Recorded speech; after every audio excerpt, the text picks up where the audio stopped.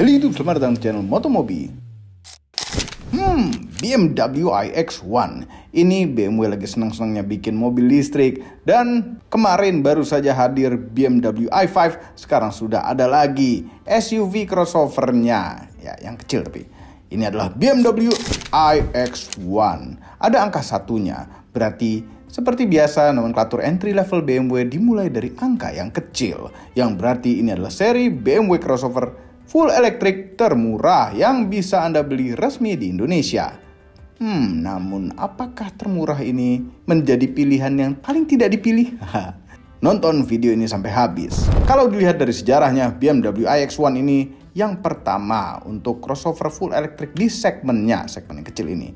Namun bila ditarik asal-usulnya, BMW iX1 ini termasuk generasi ketiga dari BMW X1. Singkatnya adalah ketika BMW membuat X1 generasi ketiga, engineer BMW sekalian membuat versi listriknya. Jadi platformnya bisa untuk listrik, bisa untuk internal combustion. Tinggal ditambahkan i depannya menjadi elektrik. BMW iX1. Dan seperti yang versi bensinnya juga, BMW iX1 juga memakai platform yang sama, yaitu BMW UKL2. Platform ini merupakan platform modular yang bisa dipakai untuk mobil BMW berpenggerak front wheel drive atau all wheel drive, atau sekalian jadi mobil listrik. Platform ini sebenarnya merupakan platform yang agak zaman dulu karena sudah dipakai juga di X1 generasi kedua. Kenapa dipakai lagi nih? Jadi listrik pula. Alasan simpelnya adalah platform ini bisa melar, bisa manjang wheelbase-nya, bisa macam-macam deh. Dan terbukti juga di luar sana ada X1 yang long wheelbase. Seperti apa itu? Bagaimana dengan Indonesia? Ya tentu Indonesia kebagian yang versi normal saja, short wheelbase atau normal wheelbase lah. Oke, dilanjutkan reviewnya. Bagaimana rasanya BMW crossover listrik termurah ini? Apakah worth it? Nonton video ini sampai habis. Ini dia generasi ketiga BMW X1, tapi ya ini iX, berarti versi listriknya. Jadi yang listrik itu depannya pasti ada I-nya, ada I-nya. Dan bentuknya hampir sama persis sama X1 biasa, tapi grillnya modelnya ketutup semua karena tidak butuh pendingin yang banyak, karena tidak ada mesin di dalamnya, itu ada biru-biru dan lain-lain. Kami sudah melakukan first impression review untuk iX1, videonya ada di description. Kalau yang ngupload video nggak lupa masukin description. Tapi sekarang ini akhirnya kita sudah megang mobilnya, kita sudah pakai seminggu, sudah ngerasain.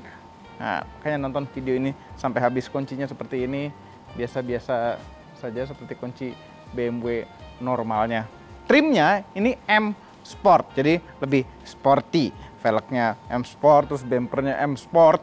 Bannya depan belakang memang tidak belang, tapi 19 inch velgnya.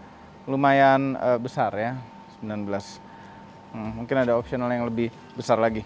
Ini memang BMW X yang terkecil, tapi sebenarnya tidak terlalu kecil-kecil amat. Kita ukur panjangnya. Tuh kan, 4500 mm. Kemudian wheelbase-nya 2692 mm. Nggak kecil sekali, memang bertumbuh ya. Cuma masalahnya kalau X1 sudah semakin besar lagi, nanti kalau BMW pengen bikin crossover yang lebih kecil lagi, X apa ya? X0. Dan mobil listrik baterainya itu ada di bawah. Wah, sini ini nggak banyak mengurangi ground clearance kayaknya. Mungkin X1 sudah didesain untuk jadi listrik juga. Nah, ini baterainya 64,8 kWh netnya. Nah, itu memberikan tenaga ke motor listrik yang berada di depan, karena ini basis X1 front wheel drive. Ini motor listrik ada di depan. Tenaga motor listriknya adalah 204 horsepower dengan torsi maksimal 250 Nm. Karena ini adalah versi entry levelnya iX1 sebenarnya, karena namanya eDrive 20. Kita lihat mesinnya ya. Ketutup nggak ada apa-apa ya kan. Ini sebenarnya cuma untuk ngisi air wiper, terus udah yang lain-lain tuh harus mekanik yang ngerjain. Kita begini doang isinya. Nah, untuk ngecharge ini ada tempat bensin biasa gede, AC dan DC. DC charging ya bisa sampai 130 kilowatt, nggak terlalu kenceng-kenceng amat, tapi ya sudah oke lah. Di atas 100 kilowatt tuh udah berasa kenceng dan ngecharge-nya akan berasa sebentar sekali. Belakangnya masih X1 juga dengan biru-biru. Ini sudah pernah kami sampaikan di first impression review. Ini biasanya tempat knalpot, ini cuma nggak ada. Rasanya yang di first impression review warna biru deh itu. Bisakah pakai kaki? Bisa. Bagasinya lega ya. Ada kantong kanan kiri, ini ada pagarnya bisa dibuka tutup. Ini juga bisa dibuka tentunya. Di bawah ada tempat mobile charger dan nggak ada ban serepnya karena ini run flat tire, biasa BMW run flat tire. Untuk ngelipat jok belakang tidak ada tarikan khusus di belakang sini, harus dari dalam. Dan tarikannya tarikan biasa gini pakai jari. Belahnya 40, 20, 40. Belum ke dalam, ini kita nyalain dulu sengaja karena biar posisi duduknya pas dan benar dan mobil akan lebih dingin. Terus seat beltnya kita pasang biar jok depan ini maju, disangka ada orang. Kalau nggak dia nggak maju sendiri. Maju. Sesuai posisi nyetir kami tadi. Ya. Jangan ditutup sekali. Nah, bukan pintunya, handle pintunya itu model BMW zaman sekarang tuh tetap kembali ke zaman dulu lagi, dari bawah seperti ini. Ini ada sentuh-sentuhan untuk kunci. Tuh, buka pintunya lumayan lega. Bukanya gede gitu. Joknya ini bisa dilipat tuh sampai kayak begini gitu ya. Ada nggak sih orang mau duduk kayak begini? Nggak ada. Mungkin kalau misalnya barang sudah terlalu banyak di belakang, tetap mau muatin manusia tuh, ya begini posisinya. Nah, ini ada beberapa level senderannya. Tentu kita suka paling nyender ya. Tuh, lumayan recline dan jarak dengkul dengan jok depan ya berjarak, tapi nggak lega-lega amat. Kaki masih bisa masuk di belakang posisi nyetir kami yang kami setel agak sedikit tinggi karena ini adalah suatu crossover, biar kelihatan berasa bawa SUV-an gitu. Nanti kami ceritain lagi. Apa yang seatbelt ya? Headroomnya masih lega walaupun ini ada tempat untuk panoramic roof-nya. Semuanya empuk-empuk. Tetap aja BMW walaupun ini entry level. Tapi ini keras-keras. Ada ventilasi AC dan 2 buah colokan USB-C. Ini di bawah nggak tahu ada tempat naruh-naruh apa lagi, tapi ini sudah pasti kedepannya akan baret-baret keinjek-injek kaki. Duduk bertiga di sini juga masih oke. Masih ada seatbelt 3. Mana seatbeltnya? Oh ya, 3 titik dari sana. 3 titik, ada headrestnya sendiri. Tapi secara lebar nih nggak terlalu lebar karena ini X1 ya. Untuk buka ISOFIX-nya juga gampang tuh buat nempelin child seat. Armrest, ada 2 buah cup holder. Ini cup holder model gini nih, apabila ditaruh cup di sini, botol maupun gelas, itu fungsi armrestnya jadi cuma sikut rest. Di sini unik ya handle pegangannya. Di bawah kantong pintunya juga besar sekali, bisa naruh botol yang besar juga. Ini ada jaring-jaring kantong. Tuh, ini handle pintunya di belakang juga lucu tuh, bolong. Interiornya bagus, X1 baru. Semuanya empuk-empuk. Ada jahit-jahitan asli. Layarnya seperti nyambung antara instrumen cluster sama layar utamanya. Bisa Apple CarPlay dan bisa wireless Apple CarPlay dan Android Auto. AC sayangnya sudah BMW zaman now, semuanya diatur dari layar. Dan pada mobil ini tidak ada option untuk pendingin maupun pemanas joknya. Tapi AC-nya dual zone. Nah, bicara soal AC, ini ventilasi AC-nya lucu nih. Yang tengah tuh 1 gede, tapi yang penumpang kiri dapat 2 gede-gede. Tombol yang berada di sini, tombol fisik hanya 2 ini. Defogger depan dan defogger belakang. Tombol-tombol lainnya berada di tengah sini. Ini ada shifter yang nggak ada P-nya, ini sudah mengandung seperti BMW iX. Nggak ada P-nya, P-nya tuh dipencet ini rem tangan, dia otomatis masuk ke P. Start-stop engine button-nya di sini. Dan ini dia universal untuk yang setir kiri juga, jadi shifternya ada di posisi kiri. Dan ini bukanya konsol box-nya itu dari kiri ke kanan, bukan kanan ke kiri ya kan. Tombol hazard, volume fisik, next dan previous track. Dan ada 3 tombol lagi di sini, 4 tombol untuk parkir sendiri atau parking sensor. Tuh. Terus My Modes untuk mode berkendaranya itu ada 3. Untung cuma 3. Normal, personal itu yang normal mode, sport, kemudian efisien untuk eco mode. Terus ini ada garis-garis untuk settings, settings kendaraan yang penting-penting. Ini sebaiknya driver assistance, safety warning, front collision, off. Nanti pasti hidup lagi kalau mobilnya dimatiin dan nyalain. Terus sama tombol auto hold buat bisa berhenti kalau lagi di lampu merah.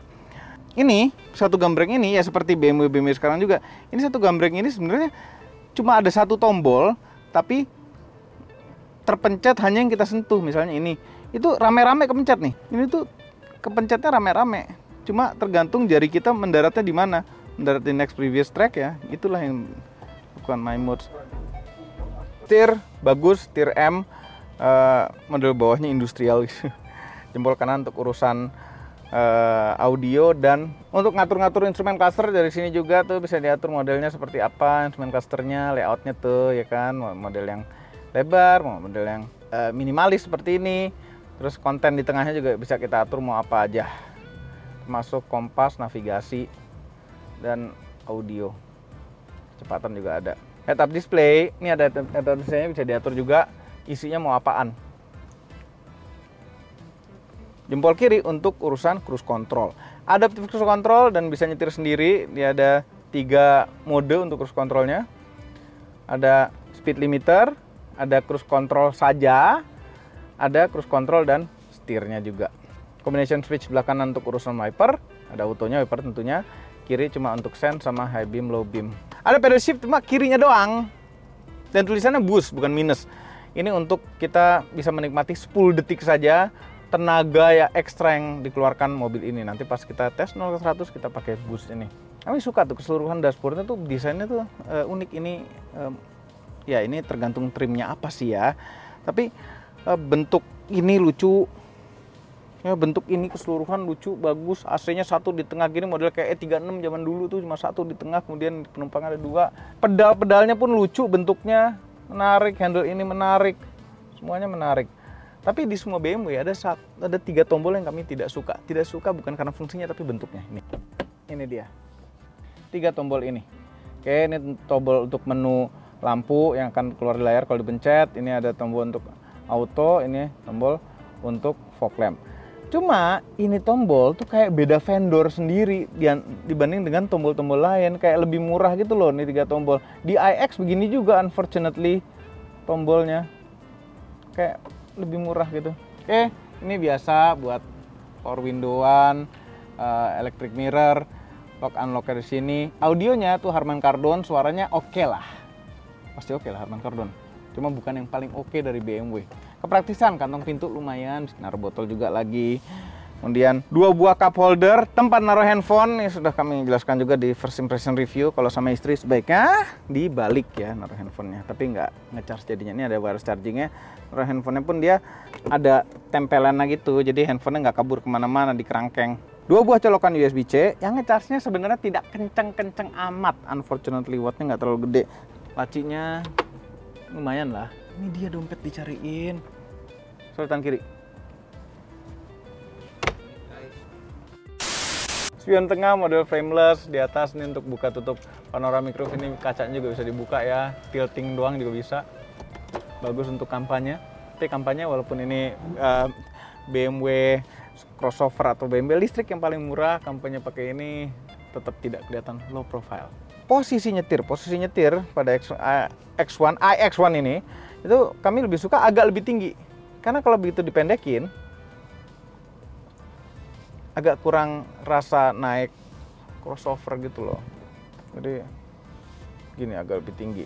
Setir tentu bisa teleskopik dan tilt walaupun masih pakai otot. Terus posisi nyetir itu enak sekali. Ada memory seat juga, 2 memory seat, tapi yang sebelah kiri nggak ada memory seatnya. Yang penting driver side adalah penting. Saatnya kita mencoba jalan. Kami sudah nge-review juga tes jalan BMW X1 baru, dan ini ada iX. Ini adalah iX1-nya. Secara suspensi, rasa nyetirnya itu sama kecuali memang drivetrain-nya.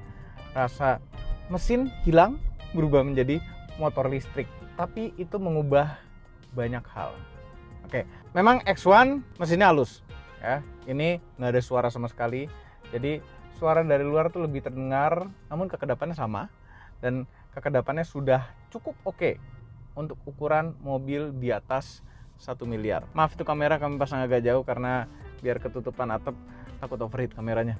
Jadi agak beda ya angle-nya sedikit ya. Dan keindahan dari suatu BMW listrik itu ada one pedal driving-nya. Cara mengaktifkannya bukan seperti Hyundai Kia yang dipencet pedal shift-nya, yaitu ini habis di oper ke D, kebelakangin lagi itu B yang singkatan dari brake mungkin. Itu kalau dilepas gas dia akan mengurangi kecepatan lumayan signifikan sampai berhenti. Sebenarnya di X1 kami nggak ngerasa ada rewelnya ya, front collision-nya ya.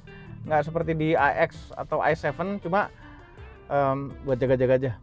Kita matiin. Lewat jalan sempit, suspensi khas BMW atau mobil Eropa lainnya. Ya, rasanya tuh keras, tapi enggak. Rasanya keras tapi tidak mengurangi kenyamanan. Lewat posisi tidur kecil-kecil terasa, tapi nggak menyakitkan. Lewat posisi tidur gede terasa juga, tapi nggak menyakitkan. Itulah suspensi Eropa. Dia bisa bikin suspensi yang tetap terasa nyaman tapi stabil. Ya, ada rasa kerasnya, tapi itu untuk kestabilan. Apakah tidak merasa nyaman gara-gara keras itu? Tidak, sama sekali. Tetap kita merasa nyaman. Dan nyetir mobil ini tidak terasa kecil mobilnya. Jadi kadang kita merasa nyetir mobil yang kecil jadi agak kurang pede gitu. Enggak, ini rasanya besar mobilnya. Tapi memang sebenarnya nggak kecil-kecil amat. Rasa kepedeannya tiba-tiba agak-agak menurun ketika masuk jalan-jalan yang sempit seperti ini.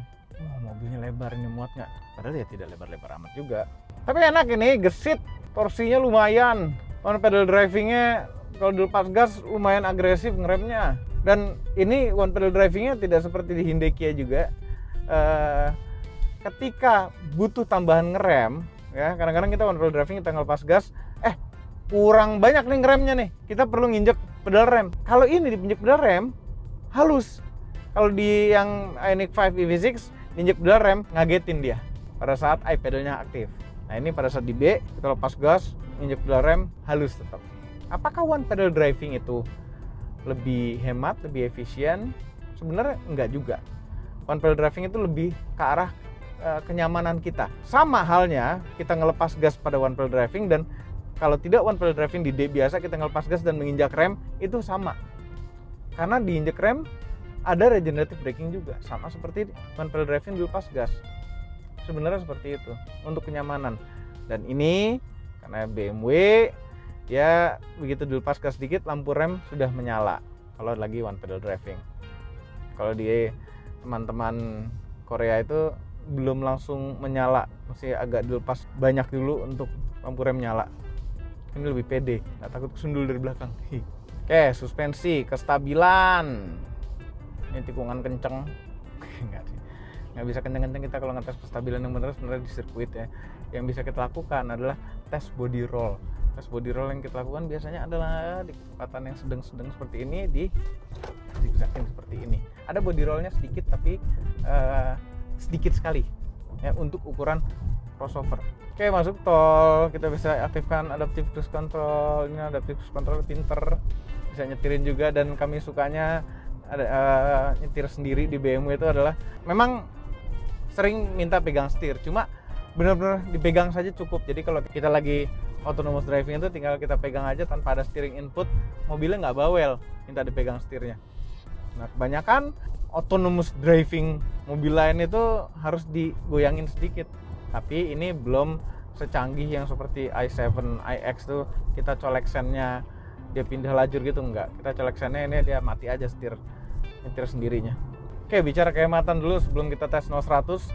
Pemakaian dalam kota campur-campur tol dikit kurang lebih 7 km per kWh. Lebih boros daripada Kona elektrik tentunya. Oke, lebih irit daripada Ioniq 5. Posisinya di situ. Oke, saatnya kita tes 0-100. My modes, modenya kita ganti ke sport. Activate. Traction control off loh yang di sport. Kemudian kita aktifkan boost. Oke. Boost nih. 10 detik. 1, 2, 3. Startnya ditahan. Kenceng ngisi terus. 100. Klaimnya BMW 8,6 detik. Aktualnya tau nggak berapa? 7,92. Jauh banget. Jauh sekali. Tapi mobil ini gesit ya, kenceng, enak. Remnya enak, one pedal drivingnya enak. Semuanya enak. Apa minusnya mobil ini ya? Harga. Oke, harga. Harganya 1.337 juta rupiah suggested on the road price. Jadi ini sudah masuk kategori di atas 1 miliar. Mobil listrik di atas 1 miliar ada bagusnya, tidak bersaing dengan merek-merek China. Tapi merek-merek China tuh banyak juga yang speknya lebih kenceng dari ini, ada yang lebih empuk, lebih apa, lebih lega, lebih iya banyak. Cuma jangan banding-bandingin sama BMW kali ya. Mobil premium itu punya segmen tersendiri, tidak untuk dibanding-bandingkan. Kalau bandingkan mobil premium ya sama mobil premium lainnya ya kan. Karena naik mobil listrik tuh indah, enak sekali, tidak kena ganjil genap. Pajak tahunannya murah, listriknya murah. Kayaknya dari semua pilihan mobil BMW, kalau kami disuruh pilih untuk hari-hari nyetir sendiri pakai mobil apa BMW? Ini, iX1. Ya entry level. Karena kecil, nggak sebesar iX. iX tuh masuk-masuk gang, masih ada ribetnya. Ini nyetir sendiri enak sekali. Posisi nyetirnya enak, tenaganya cukup ya, tidak menggelegar kencengnya, tapi diinjek gas langsung melaju lari. Pemakaian listriknya hemat, baterainya cukup besar. Ya ini kalau ini WLTP, ya pokoknya klaimnya range-nya ini 475 km. Tapi kalau kita pakainya santai-santai itu bisa 500 lebih kilometer untuk sampai habis. Karena tadi pagi kami charge full, kami habis lewat tol ya, dan nggak kenceng di tolnya. Itu hampir 500 km. Kami yakin dengan nyetir lebih irit lagi pasti bisa di atas 500 km. Karakter nyetir kami itu bukan karakter nyetir irit soalnya ya kan. Overall mengenai nyetir mobil ini enak, kami suka. Andai nanti keluar yang versi lebih kenceng pasti jauh lebih enak lagi. Ini tampilan luarnya ganteng, dalamnya bagus, nyetirnya enak. Minusnya kontrolnya semuanya di layar itu. Nggak ada pendingin jok. Mestinya di harga segini ada lah pendingin jok. Jakarta nih panas banget. Oke, voice over. Overall, mengenai BMW iX1 eDrive 20 merupakan crossover listrik yang sangat menyenangkan untuk dipakai sehari-hari. Mesinnya lumayan kencang dan interiornya mewah, sporty khas BMW.